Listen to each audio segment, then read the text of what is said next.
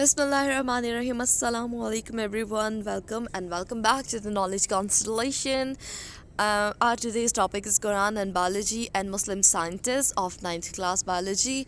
Last time हम लोगों ने स्टडी किया था कैरियर्स इन बायोलॉजी कि आप बायोलॉजी पढ़ के कौन कौन से कैरियर्स जो हैं वो अडॉप्ट कर सकते हैं. तो don't forget to subscribe to knowledge constellation as well and let's start our today's topic, which is Quran and biology. So, at many places in the Holy Quran, Allah hints about the origin and characteristics of living organisms. Quran पाक में अल्लाह ताला ने बहुत जगह पे hints दी हैं origin के किस तरह लाइफ या लिविंग ऑर्गेनिज्म का स्टार्ट हुआ था, किस तरह बिगिनिंग्स हुई थी, किस तरह ज़िंदगी का आगाज़ हुआ था. Okay, and characteristic of living organism और लिविंग जो ऑर्गेनिजम्स हैं उनकी क्या क्या खूबियाँ खसूसियात हैं. In the same verse human beings have been instructed to expose the unknown aspects of life. After getting the hints, here are few examples of such guidelines. और उन आयतों से हमें ह्यूमन बींग्स को पता चलता है इस ज़िंदगी के अननोन एस्पेक्ट्स के बारे में जो हमें नहीं पता. वो इस वेट तो उन आयतों से हमें पता चलता है ज़िंदगी की अननोन चीज़ों के बारे में. और गाइडलाइंस के लिए कुछ एग्जांपल्स दी गई हैं, उन सब एग्जांपल को हम स्टडी करते हैं. फर्स्ट एग्जांपल इज़ बिस्मिल्लाहिर्रहमानिर्रहीम वजअलना मिनल माइ कुल्ल शैइन हय्य. We made every living things from water.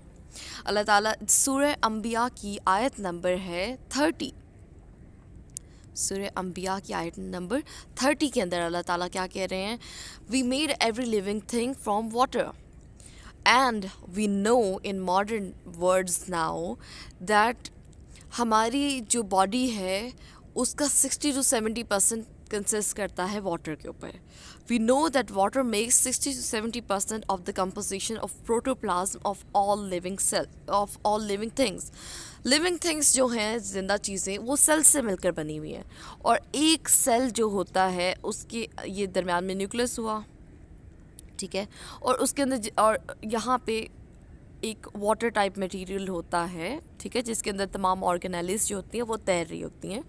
तो उससे प्रोटोप्लाज्म कहते हैं. तो उस प्रोटोप्लाज्म जो है ये दरमियान के न्यूक्लियस से लेकर ये एंड वाली सेल मेम्ब्रेन तक दरमियान में जितना भी ये एरिया है इसमें चीज़ें मौजूद उन्हें प्रोटोप्लाज्म कहते हैं. उस प्रोटोप्लाज्म का 60 to 70% वाटर होता है, ठीक है. The above verse, ऊपर वाली जो आयत है, hints at the common origin of all living things in water. जब ज़िंदगी का आगाज़ देखा जाता है तो कहते हैं कि बिग बैंग हुआ था. बिग बैंग थ्योरी कहते हैं कि वो धमाका हुआ था सूरज के अंदर और सूरज के ही टुकड़े उसके अलग होकर उसके आसपास घूमने लग गए थे और फिर उसका टेम्परेचर जो है वो कम होता गया, वो ठंडा होता गया और उसके ऊपर पौधे उगना शुरू हो गए. और फिर वाटर के अंदर एक जो से किसी तरह सेल्स बने, बैक्टीरिया बना और फिर उस बैक्टीरिया के अंदर वेरिएशन आती आती वो फ़िश में कन्वर्ट हुई. वो फ़िश जो है वो क्रोकोडाइल ज़मीन के ऊपर आना शुरू हो गए. वो पानी में भी रह सकते थे और ज़मीन के ऊपर उनके अंदर मॉडिफिकेशन होते होते इसी तरह उनसे बंदर बने और बंदरों से इंसान बन गए. ये एक एवोल्यूशन का कॉन्सेप्ट है. लेकिन सबकी जो ओरिजिन है वो कहाँ हुई है, वाटर के अंदर. Origin of all living things in water.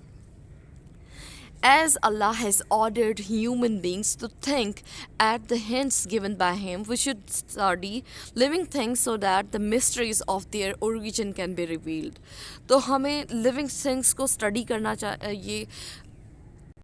अल्लाह ताला कुरान में कहते हैं कि अपने आसपास की चीज़ों के ऊपर गौर व फिक्र करना चाहिए. सो हमारे ऊपर मिस्ट्रीज़ जो हैं वो रिवील्ड हो सकें कि किस तरह ओरिजिन हुआ था, किस तरह स्टार्टिंग हुई थी, आगाज़ हुआ था ज़िंदगी का ऑन दिस प्लैनेट. नेक्स्ट हमारे पास वर्स है, that is verse number 14 from सूरह रहमान.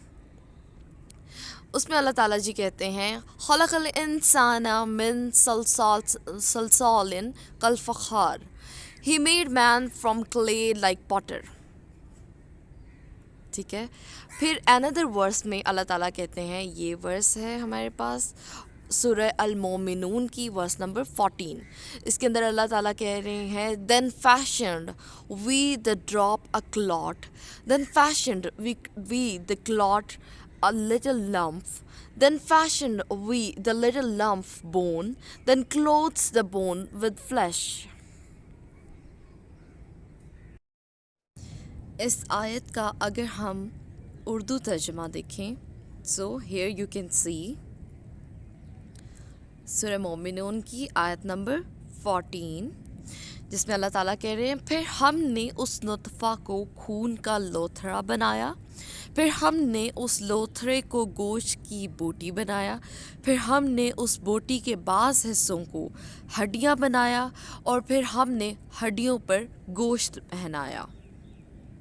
ٹھیک ہو گیا؟ تو when we think at the hint given in both these verses, جو یہ اوپر دونوں آیتیں ہیں, we find the events that occurred in the creation of human being, کہ کس طرح human beings کی creation کی گئی, یہ ہم اس کے اندر اللہ تعالیٰ ہمیں ہنٹ دیتے ہیں.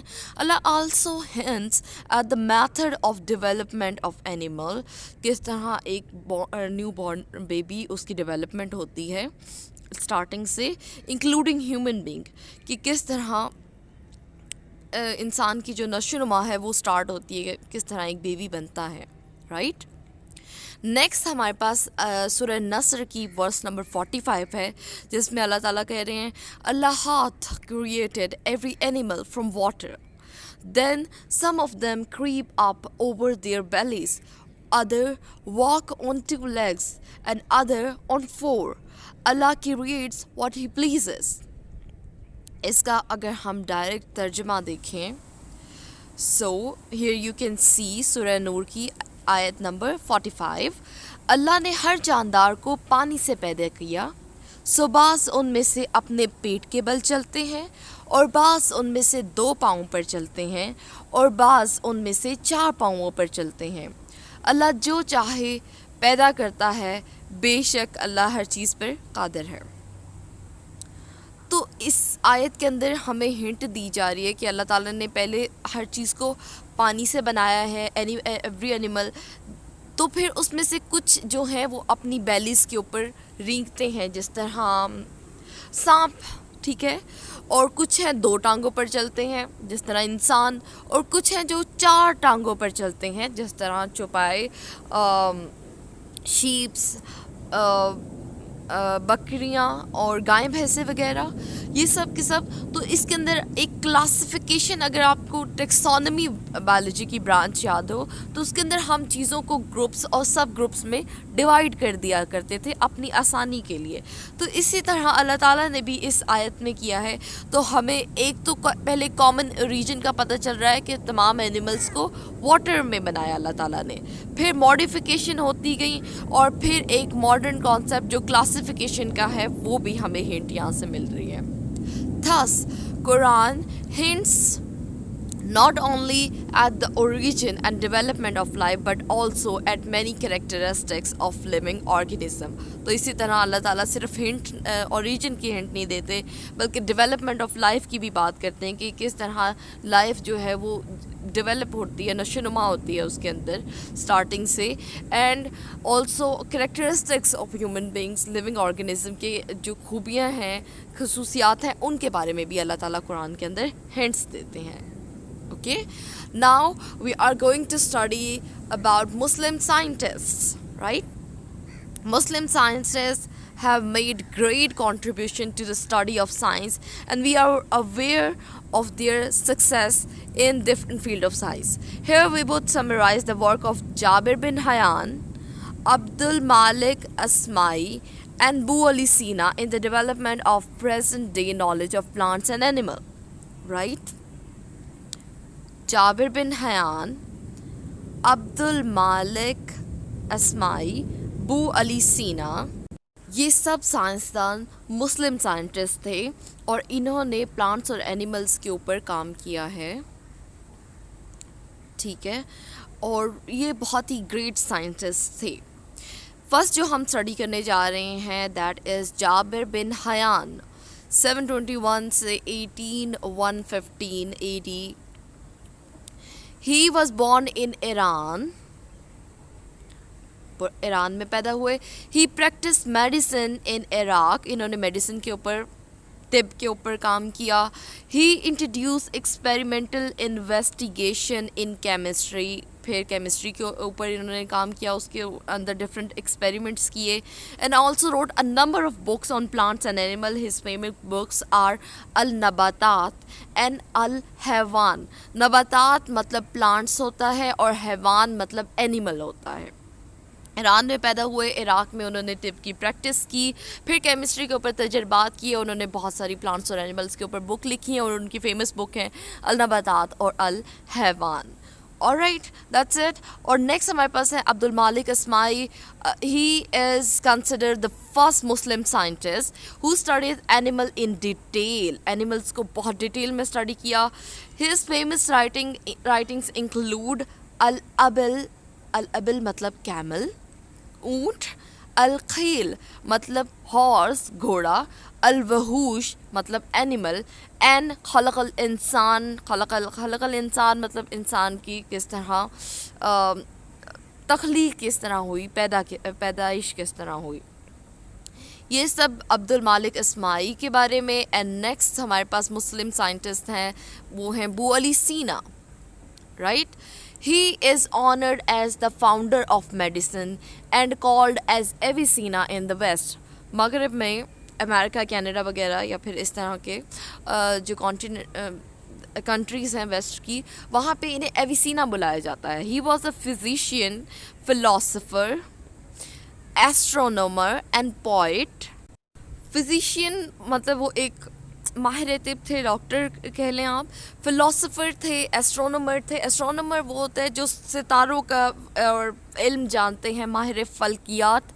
पिछले बहुत पहले ज़मानों में, कदीम एंशियंट टाइम में, फ़ल्कियात से बहुत सारे सितारों से लोग दिन का पता चलाते थे. टाइम भी तब सितारों से पता चलाया जाता था, और सिमत भी तयन कहीं जाना होता था तो फिर उसका तयन भी सितारों की मदद से ही किया जाता था, किस डायरेक्शन में सफ़र करना है, ठीक है. और वो पोइट भी थे. And one of his books अल कानून फिल तिब, अल कानून फिल तिब is known as the canon of medicine in the west. और अल कानून फिल तिब को आज भी स्टडी किया जाता है और इसे मेडिसिन में एक मतलब कहते हैं कानून की हैसियत हासिल है. ये एक एज अ गाइडलाइन आज भी यूज़ की जाती है इनकी ये बुक, राइट.